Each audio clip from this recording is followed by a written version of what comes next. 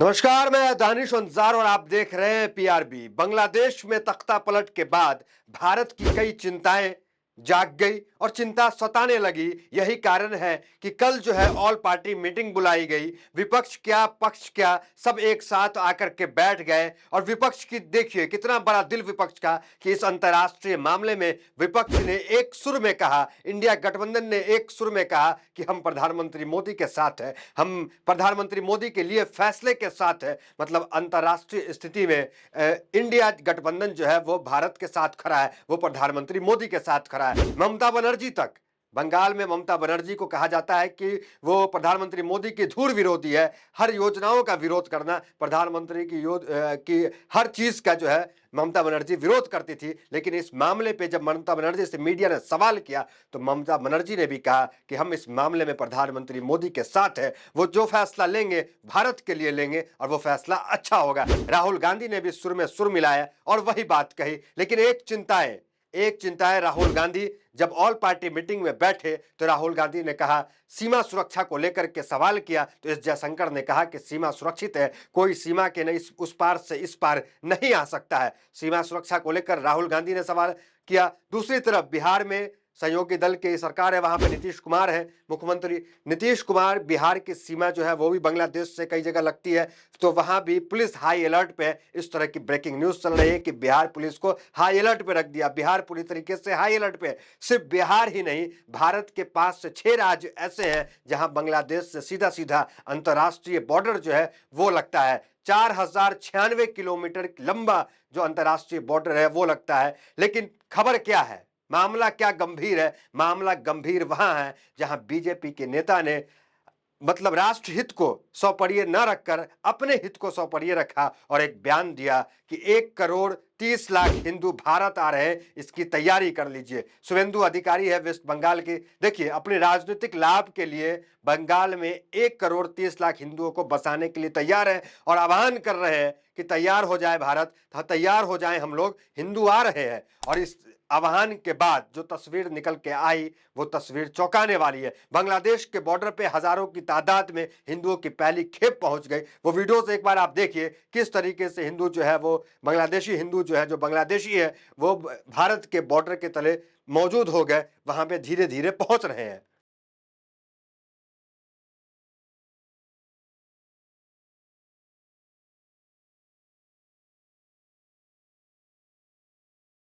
जरा सोचिए क्या स्थिति हो जाएगी जब बांग्लादेश के 1 करोड़ से ज्यादा हिंदू भारत में प्रवेश करेंगे। किस तरीके से बीजेपी के नेता राष्ट्र हित को सौपरिये न रख करके अपने हित को, अपने राजनीतिक लाभ के लिए 1 करोड़ हिंदुओं को बंगाल में बसाने, भारत में बसाने की बात कर रहे हैं। 1971 में जब इंदिरा गांधी प्रधानमंत्री थी, इंदिरा गांधी के समय में पाकिस्तान के 2 टुकड़े हो गए थे और बांग्लादेश एक आजाद बांग्लादेश बन गया था। उस वक्त भी जब नरसंहार हुआ, उस वक्त भी हिंदू जो है, बांग्लादेशी हिंदू जब भारत की तरफ शरण लिए तो वो भी संख्या लाखों में थी। उस वक्त भारत की स्थिति क्या हो गई, भारत के बजट को किस तरीके से बढ़ाना पड़ा, भारत में उस वक्त महंगाई बढ़ गई, भारत में उस वक्त इंदिरा गांधी ने डाक टिकट का रेट बढ़ा दिया ताकि भरपाई हो सके और जो हिंदू जो बांग्लादेश से आए हैं उसे खान पान मिल सके, उसके रहने की व्यवस्था हो सके। तो उस वक्त भारत की स्थिति डमाडोल हो गई थी जब 1971 में हिंदू प्रवासी भारत में प्रवेश किए थे। और अभी ये संख्या कितना ज्यादा है, 1 करोड़ से ज्यादा की संख्या जब भारत में हिंदू आएंगे तो क्या स्थिति होगी। किस तरीके से बीजेपी के नेता जो है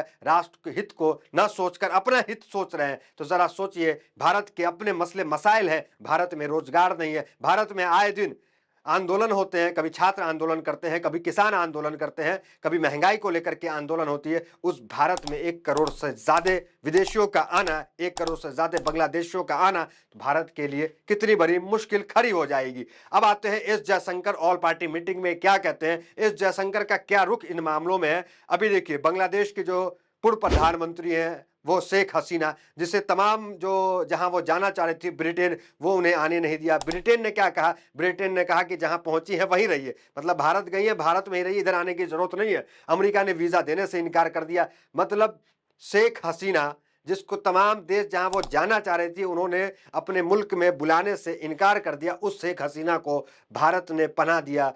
क्यों दिया, क्या कारण है इसके पीछे, क्या राजनीतिक लाभ है, क्या कूटनीतिक है, क्या अंतर्राष्ट्रीय मामलात इससे जुड़े हुए, ये तो एस जयशंकर ही जानते हैं, विदेश मंत्री ही जानते हैं कि इससे क्या लाभ भारत को होगा शेख हसीना को पनाह देने से, या क्या नुकसान होगा। शेख हसीना कोई अभी प्रधानमंत्री नहीं, शेख हसीना बांग्लादेश की एक भगोड़ी है। शेख हसीना बांग्लादेश की एक पूर्व प्रधानमंत्री है जो तख्ता पलट के बाद भारत भाग कर आई हुई है। तो शेख हसीना को भारत ने पनाह दिया, तमाम देश ने उन्हें इनकार कर दिया और वो यहाँ पनाह में है, वो यहाँ रह रही है। आगे खबर आपको बताते हैं कि जब ऑल पार्टी मीटिंग में तमाम पार्टी के नेता जो है वो क्या बयान दिए, वो अपनी क्या स्थिति साफ कर रहे हैं, वो एक बार बताते हैं। देखिए, ऑल पार्टी मीटिंग में कांग्रेस सांसद है, उनका क्या बयान आया है इन मामलों पे, वो देखिए। सरकार ने सर्वदलीय बैठक में बांग्लादेश की स्थिति पर जानकारी दी है। जहां तक राष्ट्रीय सुरक्षा और राष्ट्रीय हित का सवाल है, कांग्रेस पार्टी पूरी तरीके से सरकार के साथ है।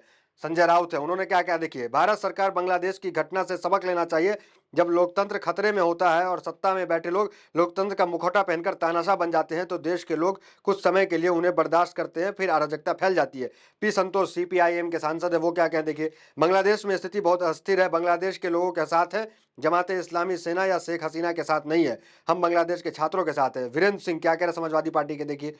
बांग्लादेश के हालात उन सभी देशों के लिए एक मैसेज है जो लोगों की आवाज़ नहीं सुनते हैं। ऐसे ही हालात उन देशों में होते हैं जहां लोकतंत्र को खत्म कर तानाशाही लाने की कोशिश होती है। सीधा सीधा ऑल पार्टी मीटिंग में भी जो विपक्ष के लोग गए थे, एक तरफ तो वो साथ का भरोसा दिए कि प्रधानमंत्री मोदी के साथ हैं और इन मामलों में, अंतर्राष्ट्रीय मामलों में प्रधानमंत्री मोदी के हर हाँ में हाँ मिलाने को तैयार है। दूसरी तरफ सीमा सुरक्षा को लेकर के भी राहुल गांधी ने चिंताएं जाहिर की और उनसे सवाल पूछा एस जयशंकर विदेश मंत्री से। दूसरी तरफ विपक्ष कहीं ना कहीं प्रधानमंत्री मोदी को आईना दिखा रहा है, क्योंकि किस तरीके से बांग्लादेश में तख्ता पलट हुआ, क्योंकि बांग्लादेश में शेख हसीना ने क्या किया। बांग्लादेश में शेख हसीना ने विपक्ष की आवाज़ को दबा दिया, विपक्ष को या तो जेल भर दिया या तो विपक्ष को जागने ही नहीं दिया। दूसरी तरफ अपने खिलाफ खड़े हो रहे तमाम आंदोलनों को उन्होंने कुचलने का काम किया और सुप्रीम कोर्ट और तमाम जो स्वतंत्र एजेंसियां हैं उस पे अपने फैसले थोपने लगे। और कहा जा रहा था कि सुप्रीम कोर्ट तक बांग्लादेश का वो शेख हसीना के कहने पे चलता था और शेख हसीना जो फैसला सुनाती थी